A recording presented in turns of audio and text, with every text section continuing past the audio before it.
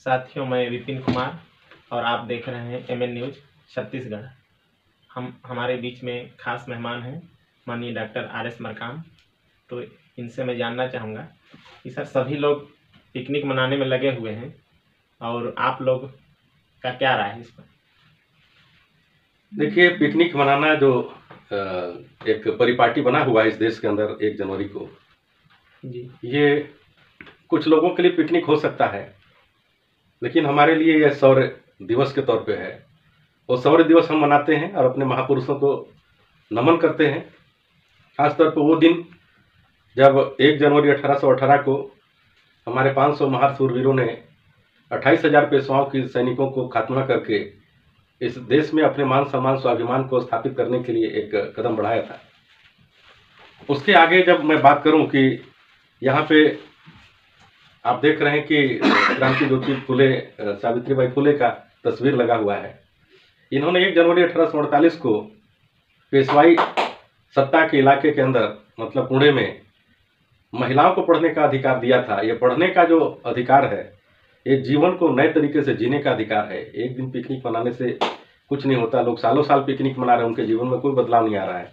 लेकिन जब हम इनसे प्रेरणा लेते हैं, प्रेरणा लेकर के आगे बढ़ते हैं, तो हमारा साल भर उस पर हिसाब किताब होता है कि हम इससे क्या प्रेरणा लिए, हमने आगे क्या किया, पीछे किया।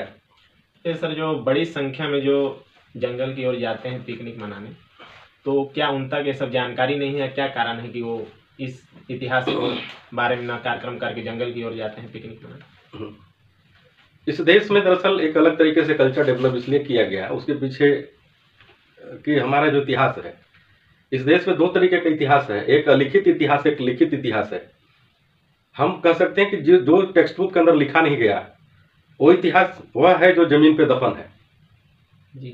तो जो लिखित नहीं है, तो पढ़ लिख करके जो लोग आगे बढ़े, वो लोग जंगलों की तरफ जा रहे हैं कि चलो एक दिन एंजॉय करें, और उस एंजॉय में मीट मटन चिकन दारू शराब पी पा करके लोग लौटे रहते हैं। बहुत सारे ऐसे अक्सर दिखाई देता है।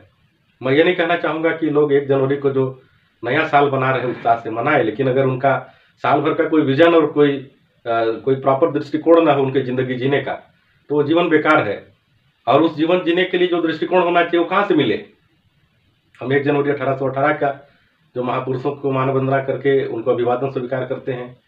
1 जनवरी 1848 यानी 30 साल बाद जब भारत में महिलाओं का स्कूल खुला, तो शिक्षा का केंद्र हमारे भविष्य के लिए ये निर्धारित करता, अगली पीढ़ियों को किस तरीके से हम शिक्षित करके आगे बढ़ाएं, देश दुनिया के लिए क्या हो सकता है, इसके लिए हम प्रेरणा लेते हैं। और दूसरी बात जो है कि राज्यों का जो विभाजन का मामला था, वो ये था कि पश्चिम बंगाल, उड़ीसा, बिहार एक में था। उसमें 2 अलग राज्यों का जब गठन होना शुरू हुआ, यानी बंगाल का विभाजन होकर के बिहार और उड़ीसा जब बनना शुरू हुआ, तो वहाँ पे 50,000 आदिवासियों को खरसावां में 1 जनवरी 1948 को, यानी आज़ादी के 6 महीने के अंदर ही 50,000 लोगों की हत्या कर दी गई। ऐसा डॉक्यूमेंटेड है इतिहास। हम उनसे भी प्रेरणा लेते हैं कि ऐसा क्यों, इसलिए हम 1 जनवरी को इस तरीके से महत्व देते हैं। धन्यवाद। आप लोग देख रहे हैं MN न्यूज छत्तीसगढ़। धन्यवाद।